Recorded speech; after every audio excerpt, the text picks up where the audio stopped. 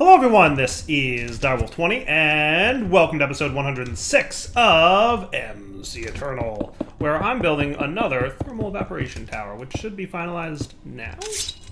Hey, that was the part where you finalize. And you're good. And everybody likes you. And yay for working, right? Right?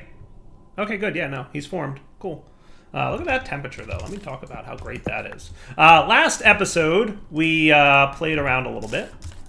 There you go. Nice. Sorry, I didn't see the things happening, and now they happened, so that's cool. Last episode, we realized we didn't have quite enough thermal evaporativeness. I guess we want another flux point here. That'll be fine. 400, please. And you're also 400, please. And you're also... You're at 1,000, and you're at 1,000. I don't know if you're going to need to be 400 or 1,000 or what, but we'll figure it out. 3.3k. Let's keep you at 400 by yourself and see what happens. So that's cool. That's cool. Let's get another sink for this guy. I think that's probably a smart move, right? Just need a water bottle. Bucket. Water bucket. Listen, a bucket? Bucket. Who's got the bucket? How do we not have a bucket? That's what I would like to know. Well, we have 64 buckets now. Soren would be proud. Sink. And good to go.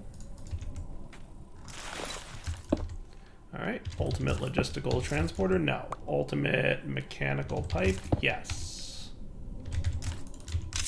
And you're going, and you're filling, and you should be pretty rapidly getting to the point where you're producing, like this guy is, 300 millibuckets per tick. That's what I'd like to see you stabilize at. And I'm kind of curious to see what'll happen and if it will.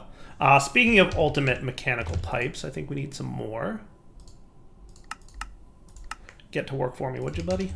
Because we're going to need to pump this stuff out of there, obviously. The brine needs to come out. So you're going to take a few minutes to hit that temperature stabilization threshold. We're going to tick accelerate our way there. It shouldn't be too bad once we can extract the fluids out of here. So you're gonna come along this way, buddy. And then you're gonna extract. Right, so you should be clearing the brine out. That's cool. You should be doing liquid lithium, and you are still on a net loss, but once this guy stabilizes at 300, I think we'll be cool. We'll see what happens. Why are you going down so much? Height 18. Height 18, your temperature 3.3. Yeah, your temperature's going down, all right. Fascinating. So maybe I do need the two 1000s. We'll see. Let's do this guy. I haven't quite figured out the heat mechanics of this thing, if I'm being honest with y'all.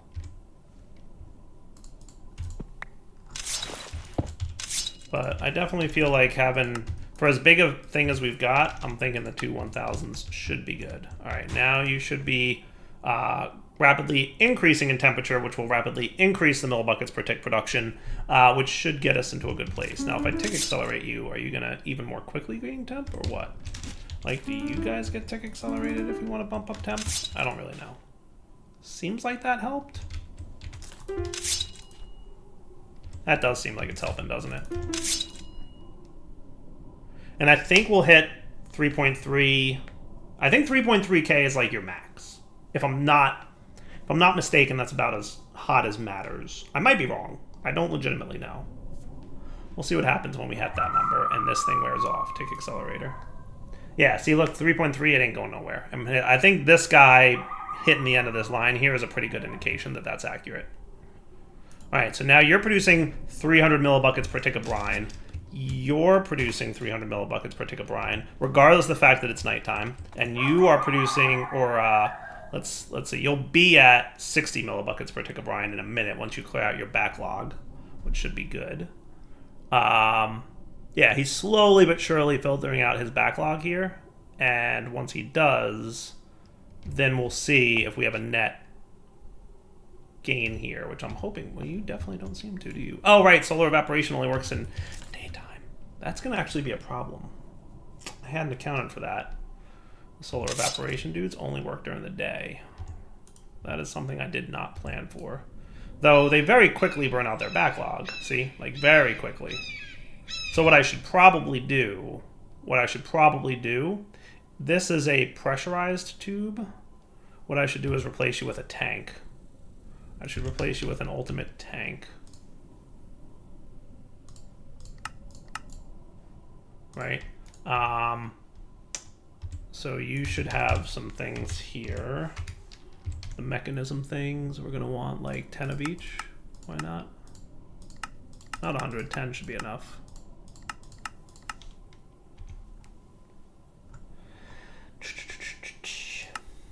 That would be you, sir. Then you. Then you. And what we will say is that you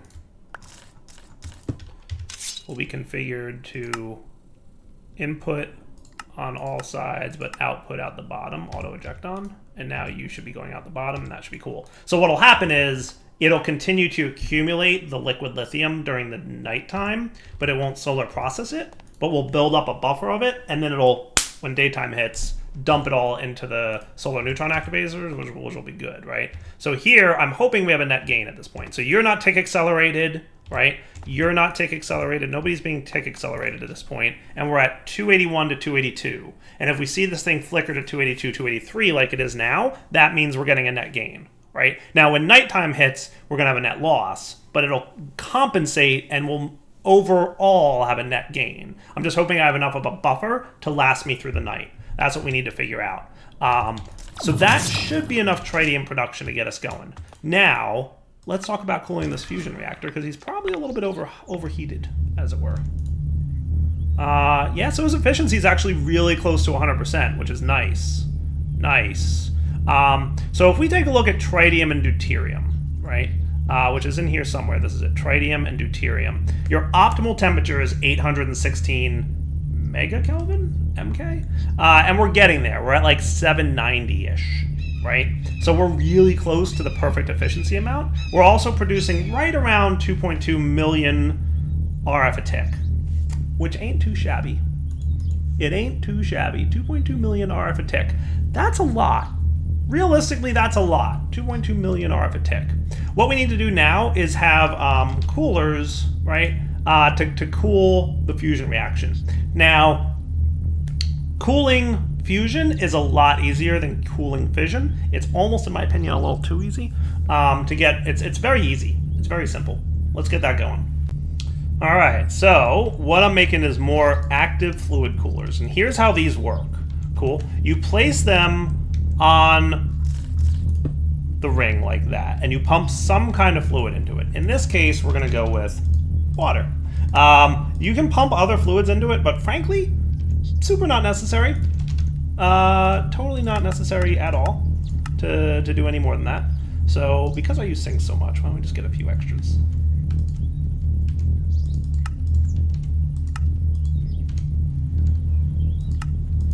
Thanks, Chief.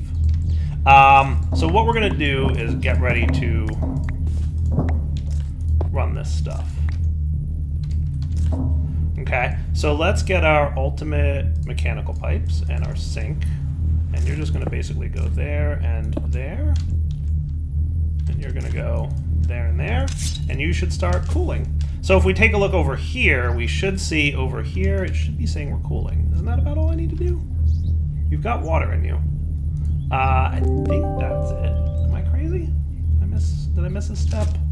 You should be indicating that cooling is happening on the efficiency line. Temperature, there we go, active cooling rate, 15 Kelvin per tick. So temperature change currently at 5,000, active cooling rate 15. Super small amount for this water. However, if you place a similar cooling block with the same fluids on the opposite corner and the opposite side, so in this instance, actually that's a really bad place to put that, isn't it? We can manage you a little bit better. What I'm going to do is we'll have a flux. Let's get our flux points here. We'll do that. Does that seem fair? And what we're going to have is we're just going to move you so that you're on the internal corner here. because you're powering this line, so now that is, and you're powering this line, so now that is. And if we put active cooling here with a mechanical pipe and this guy, and we do that, we can see that now we're doing 123 Kelvin. So one block was 15. If we had put another block, it would have been 30, but since we put it on the opposite corner, it's a massive boost, and that got us up to 2% cooling. Not too shabby. Now the thing is, we're continuing to gain temperature. This percentage of cooling is towards the target optimum temperature, right? So our efficiency is at 100%. So now's like the perfect time to really expand this guy. So let's do 1, 2, 1, 2. Right? And that'll bump us up to 13%, or 185. But now I'm going to come over here and do 1, 2, 1, 2. And we should see that be pretty significant. Cool. 12%. Not bad. All right. So we're going to need a decent amount of cooling here. We're getting there, but we're going to obviously need a lot more. I think smaller ones probably require far less. Okay. So let's get a few more active coolers, because I feel like the number I was aiming for last time was something around 15-ish. I forget what the number was in the past that we used. Let's go with 4.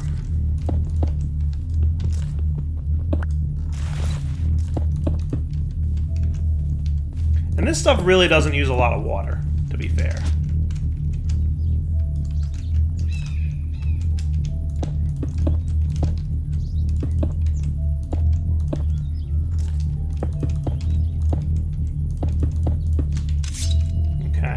Now we're at a cooling temperature of 32%. We're getting there, right? Not too shabby. Not too shabby.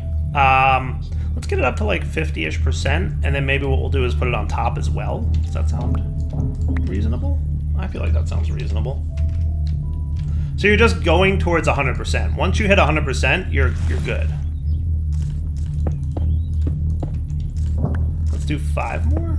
Does that seem good? Here.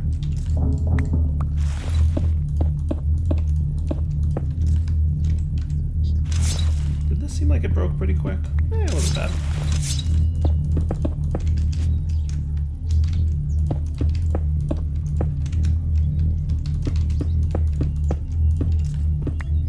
Also, when breaking things, recommendation not to break the magnets, because that would probably cause a big problem, and you wouldn't like that. Just, you know, a suggestion. So now our temperature changed right around 56%. Not bad. What if we removed you? I want this to kind of be somewhat balanced from a visual perspective, too. So what if we did that? You'd be at 51%. I'm going to call that pretty good. I'm going to call that pretty good.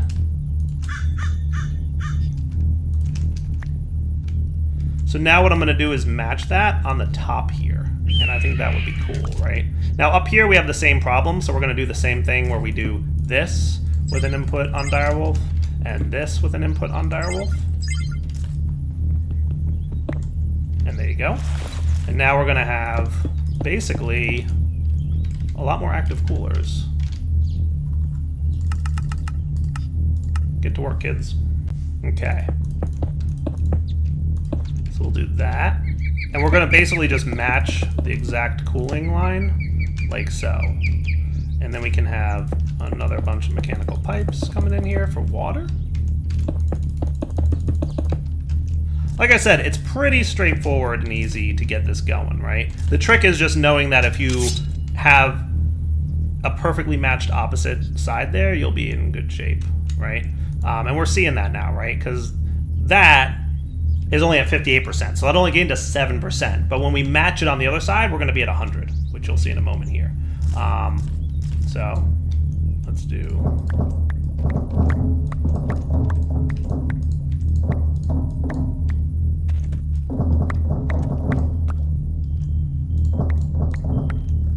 right around here-ish.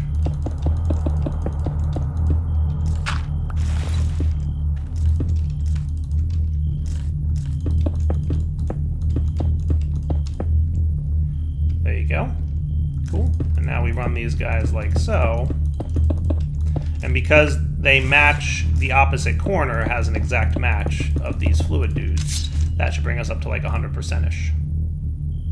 103%. Beautiful. Now, if we want to play with that number a little bit, we can. So like 103% is a little too much cooling, just a smidge. So we might like remove one or two of these. Like, let's see what that does, right? That brings us down to 101%. That ain't bad. That's cool. What if we removed, so that was this corner. So what we want is this one on the top, right? Or is it the other top one? I can't tell. So that got me to 99. If I remove this one, it gets us to 100. All right, let's go with 100. Temperature change, negative 40 Kelvin. That's pretty much perfect. You're not going to get any better than that. So I'm going to call that a win. That's all there is to cooling a fusion reactor. It's really pretty simple. You just like I said, the trick is knowing about the opposites rule, and you're good, right? Having the same cooler on the exact opposite point on the ring is how you maintain cooling pretty well. And that is a nicely cooled fusion reactor. And you can cool it at any time, because what's going to happen is when you put cooling in, it just tries to keep it at optimum temperature. So if this were not already heated up, it would continue to heat to the point where it's a perfect 100% efficiency and then stop heating. So you don't have to worry about heating and stuff too much. But hey, that's 2.25, I guess, million RF a tick. It ain't bad. It ain't bad. How's my chunk claiming going? Pretty good. Pretty good. I'm going to call that good enough, right? I think that's good enough. I could technically unclaim you. And technically you as well, is that right? Just want to make sure I know what I'm not claiming anymore. So this is wilderness. This. Okay. Wow, we are right on the border. Look at that. That is just perfection right there, right? So technically, you know, we don't need this chunk either. Nor do we need this one. We kind of want this one, though, right? No, we don't technically need this one either. Being a little conservative with our chunk claiming, because I want to claim these because these chunks over here are where the plugs are. So we want the plugs to remain chunk loaded. It stinks that that's where the plugs are, but it just, that's how it mapped out, right? Hey, that's a nuclear crap fusion reactor. Doing a pretty good job. Let's go home and check on our tritium and whatnot. You guys are all good? Yeah? I think so. I mean, technically... Let's go make sure that these guys are chunk loaded.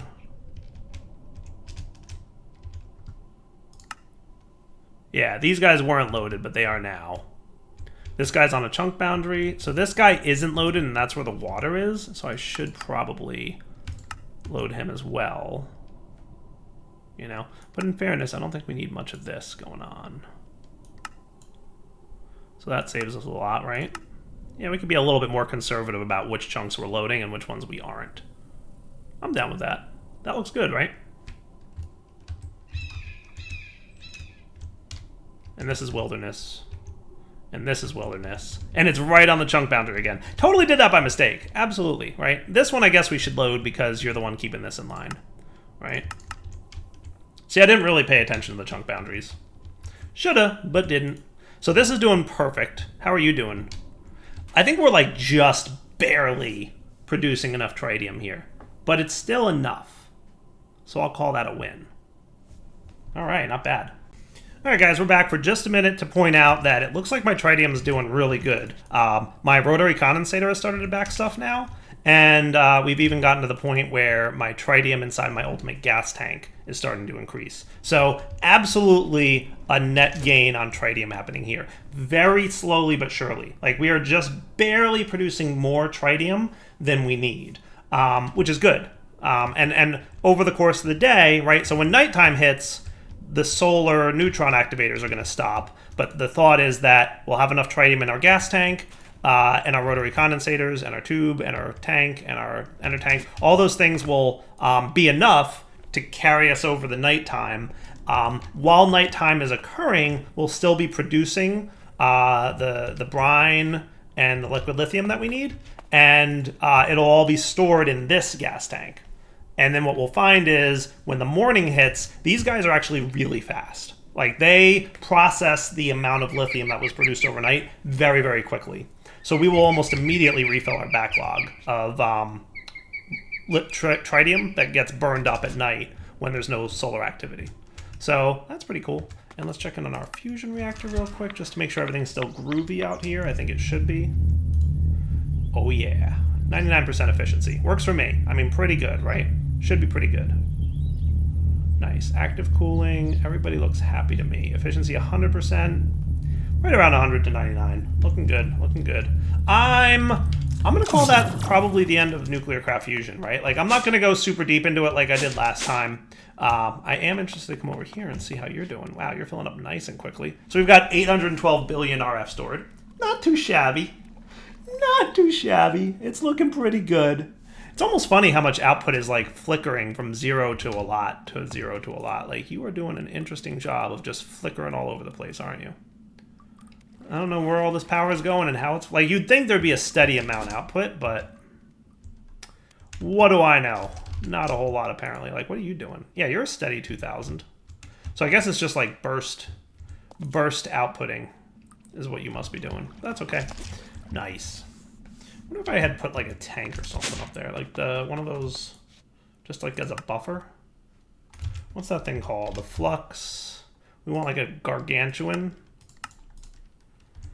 and a Herculean and a basic,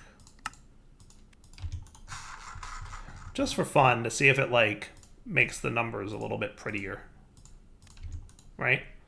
Would that be cool? Oh, you need a lot more blaze rods and a lot more flux. Yeah.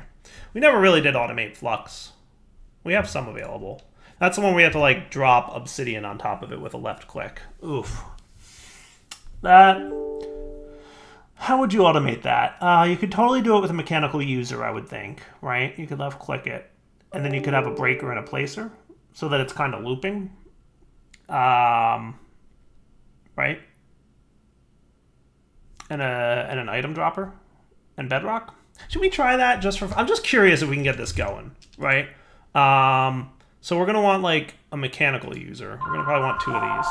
All right, just for fun, because we haven't tried this yet. Let's go down to our bedrocky-ish area.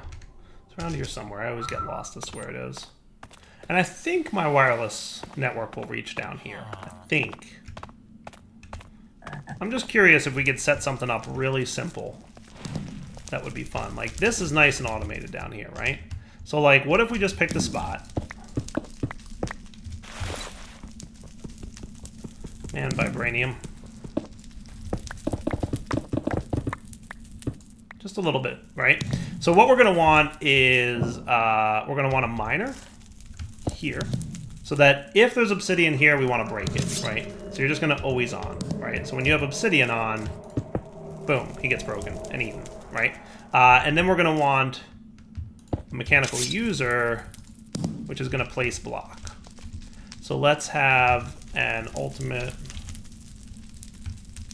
logistical transporter doing the thing. There you go. Okay. And then you're going to have another one of these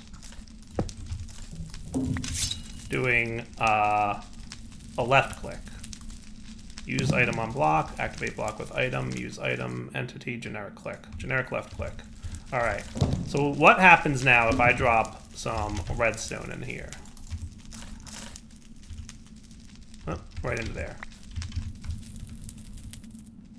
Not quite what I want. Let's turn off our magnet for a minute. So you're going to be place block, use item. Oh, hello. There we go. Cool. That's what's up.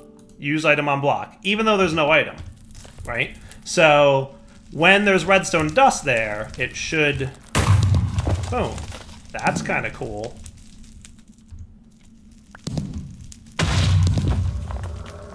That's not bad. Isn't that cool? I like that. I like that. All right, so next up we want a ranged collector, right? This is something I've been talking about automating, and it, you know, it doesn't really need a whole episode to do, right? So then that's on the ground there, and that's gonna be nice. So I figured like now's as good a time as any. And then we're gonna want you. So we're gonna want the redstone torch.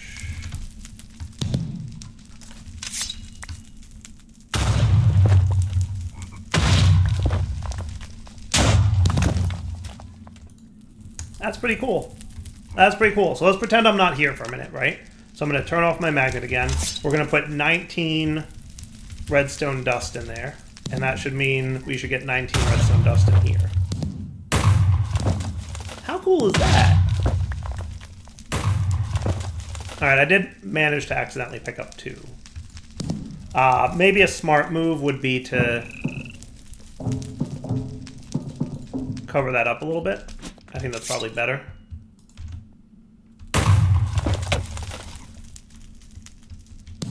I probably got left clicked by one of these dudes, but that's okay. Nice.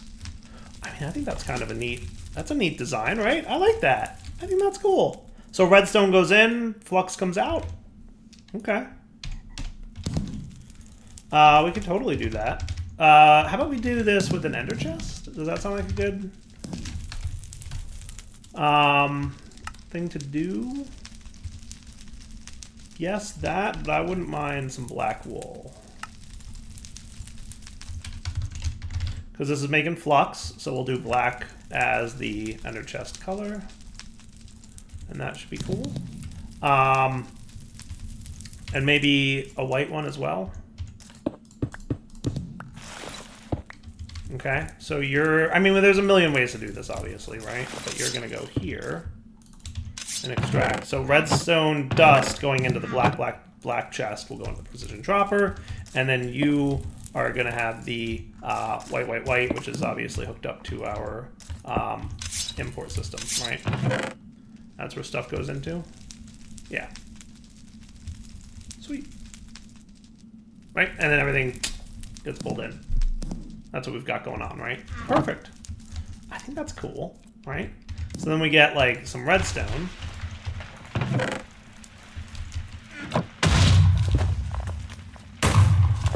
That is cool. How cool is that? That is automated flux production.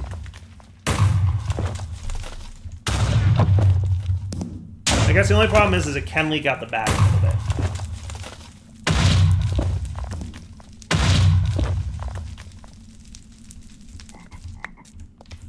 Yeah, a little bit of leakage. So what if we did this?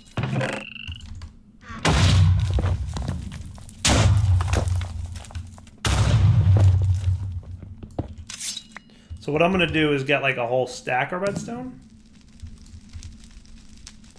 And put that in here. And see how that goes. And in theory, if this stack doesn't have any have any leakage, I said in theory, if this doesn't have any leakage, then as long as we get a stack out of this, we should be good. That works pretty good. I'm gonna call that a win now. Yep, I like it. All right, easy peasy. So now what I'm gonna say, I'm gonna make this like a stack at a time recipe. So what I'm gonna say is redstone stack equals flux stack. How cool is that? And then we're just gonna validate that this behaves itself. All I gotta do is pick pretty much anywhere for this, right? It's probably not a good place for it, really, right? I mean, none of these places are good per se. None of these places are good per se. I don't have like a miscellaneous. I don't have like a miscellaneous place for this, do I? You're all in use, right? You've got 8 here in use. Yeah.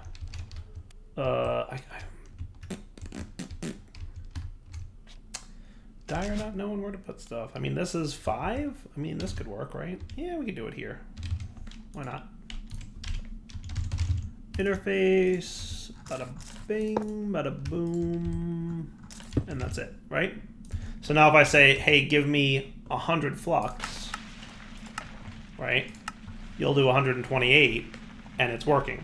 See, the number's going down means it's working down there. How cool is that? And as long as it gets to eventually 0, we know we didn't have any leakage, right? Because if it leaks, then it won't produce the flux, and it'll get stuck. Okay, for a second there it looked stuck and I was nervous. For a second there it looked stuck and I was nervous. All right, I was about to say it looks stuck again. 32, 25, 18. Now's the moment of truth, right? Does it finish them all? Looks like it does about 6 or 7 at a time, depending on timing. But that worked. That is cool beans. All right, automated flux. Just for fun. It was a fun build, that's all. I really got to figure out blaze rods at some point. Like, I know we have blazes, right? I know we have blazes in the thing. Right? We have blazes in mob imprisonment. Yes.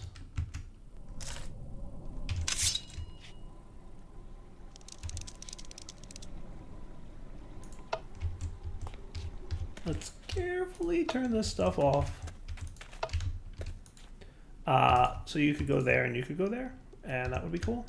And then this can go away, and you become a dark room again, and you become this kind of killing thing again.